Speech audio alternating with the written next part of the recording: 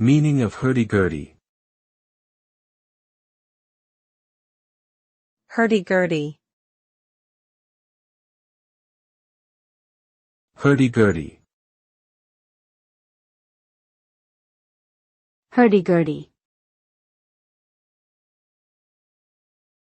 Hurdy-gurdy.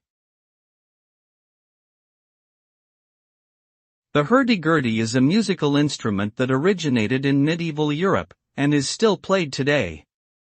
It is a stringed instrument that is played by turning a crank, which sets a wheel in motion that rubs against the strings to produce sound.